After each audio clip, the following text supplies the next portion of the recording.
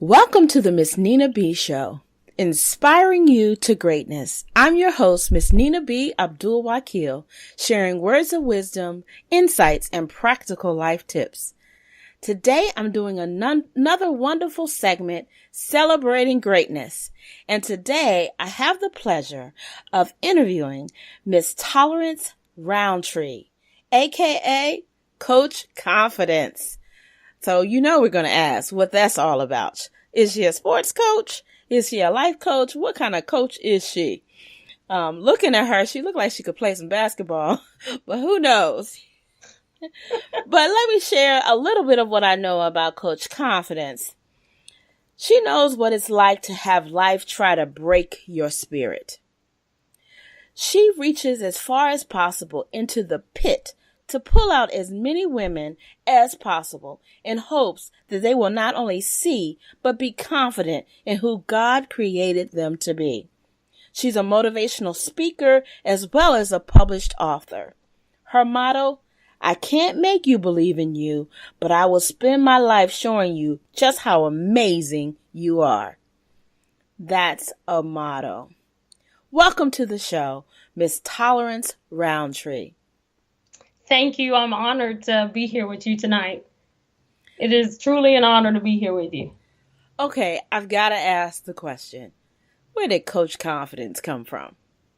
Well, when I started out, it was not Coach Confidence. It started out as simply Tolerance, and that wasn't catchy enough. By default, I was a cheerleading coach. And so I knew what it was to coach my cheerleaders. And as God called me into the speaking realm, I began to realize that the one thing that I was good at was coaching others to be confident. I spent 5 years coaching cheerleaders. You have to be confident, wear that smile. But on the other side, I spent my life coaching other people into being better people, believing in themselves, and mainly women. So Coach Confident was actually birthed out of God showing me my purpose and a little portion of my actual life, and then putting that together into my purpose. And thus, here we are, Coach Confidence. When I first saw that, it immediately spoke to me. And so, in this motivational speaking and coach world, there's a lot of things that, people have been very, creative in how they tag themselves. And I think your moniker really speaks and says something in a very succinct way that I'm going to coach you. And hopefully when you walk away, there's a level of confidence that you have gained by your interaction with me. That's it. That is absolutely it, honestly, because I feel like my motto is, I can't make you believe in you. I can't force belief and confidence and motivation and faith, because confidence and faith are the same thing. I can't make you believe. However, I'm going to spend this life, all the days. I've done 37 years so far. I'm going to spend all of my days showing you just how amazing you are. So that you have nailed it. You have nailed it. Excellent. Excellent. So, you shared about being a coach for a cheerleader, and we all have different, realms in our lives. So what are some of the other things that you have going on in your life? By day, I'm an accountant. I'm a mom. As you all know, speaker, published author. That literally is my life, which most people say that's completely crazy, because most accountants aren't happy people. You know what I mean? We're considered dry and calm, and you don't do the risky things, But I'm a mom to 4 completely gifted, amazing kids. So they keep me going constantly. So, and then Coach Confidence. Oh, geez. That in itself is my baby, my life, who I am. And that is the logistics of what I do. Cheerleading coach, it's on the back burner now. I'm not coaching. I'm actually taking a break to put my energy into this, to be in Coach Confidence, because there's so many women that need it right now. So that is what I do outside of everything else. I think one of the things that about being a coach, a life coach, is, and I'm glad to see that you're sharing about all the different pieces of your life, because sometimes people feel like, well, if I focus just on this one thing, but our lives are never just this one thing. And so I think it's a model to other women that you can have a family. You can have your kids can be gifted and involved in sports and all of that kind of thing. Mine are in sports and in scouts and drumline and supporting all of that. And then you too can have different things going on. Like, obviously I have the Miss Nina B show, and I'm also a public author and a speaker and a coach, and, so because God allows us to be multifaceted, and we just need to be confident in Him, to your point, in order for us to walk that out. That's right. So tell me a little bit, because you didn't mention it, but I did a little research and I saw that you have some interest in salvaging things and bringing about some newness. What's that all about?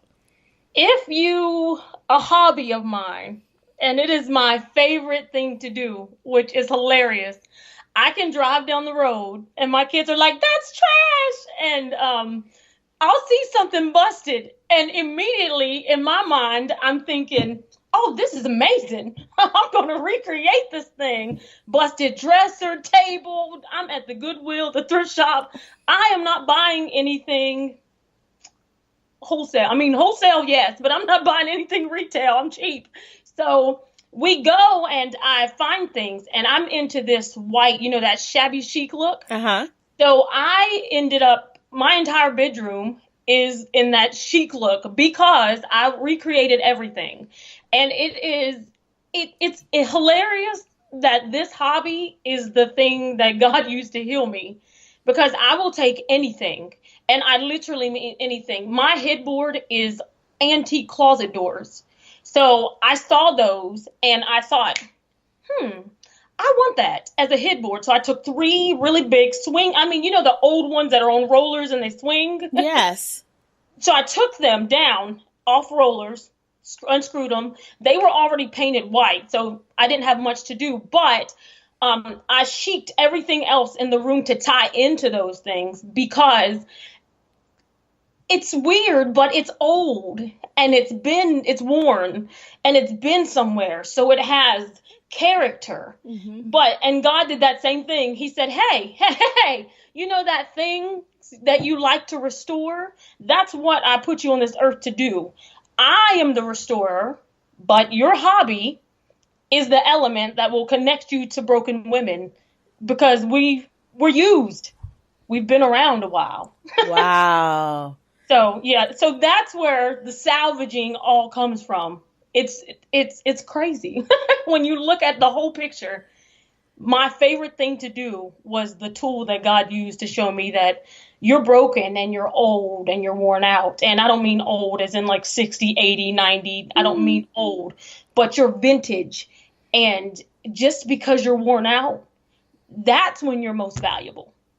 When you're worn out. When you've been around a while and you've been through some things. You can be 25 and be worn out. Yeah. You've been through some things. So you're bringing something to the table, the wisdom that you get from being warped and worn.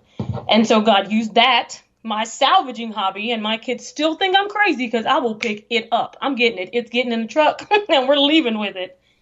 But yeah, that hobby opened many doors. I mean, I've heard of people who have that interest, and I think it's amazing because I am not the DIY kind of girl. I will admit that. I'm a techie. I'm a tech nerd. I'm okay with that.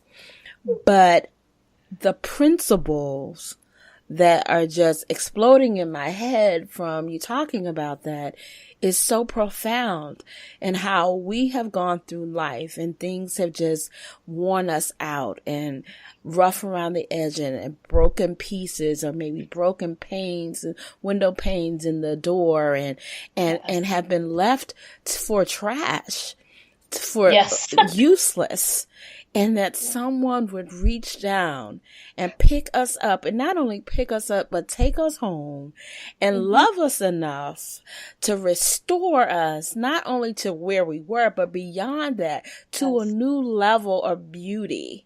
Yes. Is, the picture of my mind it's amazing to think about that, and that God actually has gifted you with the skills to see that not only in things, but in people. That's a blessing. I don't personally, before God started all this, I'm going to be honest. I do now, but I do not really like people. And so I always tell people that.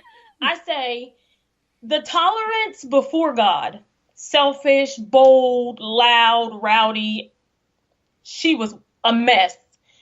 But the tolerance with God, I learned that even though people are messy and they're catty, and I'm not saying women, I said people, and people skip that. They just label women. No. People, I don't care if you're 2 to 20,000, you're catty, you're messy, you're human.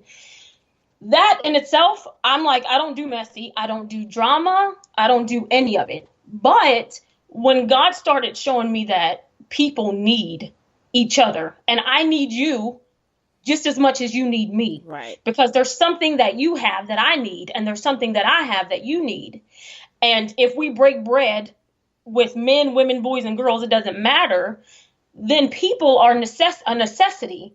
And so God showed me, tolerance, you're going to have to love people the way that I love them. And I fight through that every day. How do I love? God, show me how to love like you love. Because the broken people are the ones that need the most love, not the ones that are like, oh, I'm fine. Even though they're broken, they're just not admitting it. Right. They haven't gotten there yet. They'll get there. I don't care how much money you have and how cute you can make it look. You'll get there. But the point that when I was in the pit, sitting there, and I couldn't get out, it was almost like there was no leverage. I was so broken. Somebody reached down to come after me. A lady came and pulled me out. And when she did that, that did something to me. It said to me, doesn't matter how far gone you are or how broken you are, how messed up and banged up, you're worthy of being salvaged. And that in itself is why I actually love people, because we're messy, we're catty. The reason I hated people is the reason now I love people. Them. Yes. So yes. Truly, God can turn it around. We often talk about turning a situation around, but sometimes the thing that God turns around is us, right? You are preaching to the choir. Because we need to be first. Yeah, we need to be turned around and looked at. Sometimes he turns us around and makes us look in the mirror at ourselves. So he says, okay, now let's start here. That's it. That's it. And then it's amazing what he then, if we open ourselves and are willing to walk in it, he uses us to then help others. Absolutely. Absolutely.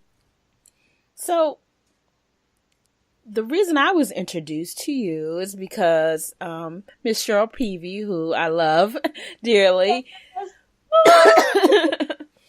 and her wonderful book anthology project, The Diary of a People Pleaser, and you are one of the co-authors in that phenomenal project.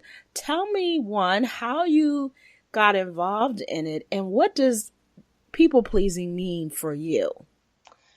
Cheryl introduced it to me one time. I met Cheryl in the speaking world, as you know, where we meet each other. I met her and she said, hey, I'm doing an anthology. Let me know what you think. She wasn't asking my opinion. She wanted to know if I wanted to be involved.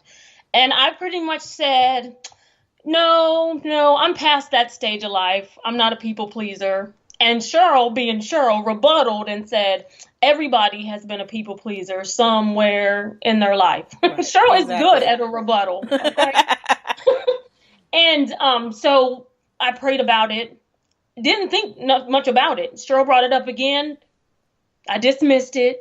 And then I literally let it go. And I said to God, I was like, if this is what you want, then bring it back to pass. I can be stubborn at times. So sometimes God has to crack the whip and say, tolerance, come on now. What are you waiting on? What about the people that I called you to, coach? Let's go and get in the game. So she brought it back to me, and it was God, and God opened the door, and here we are. But when it comes to people pleasing, some people look at it and say,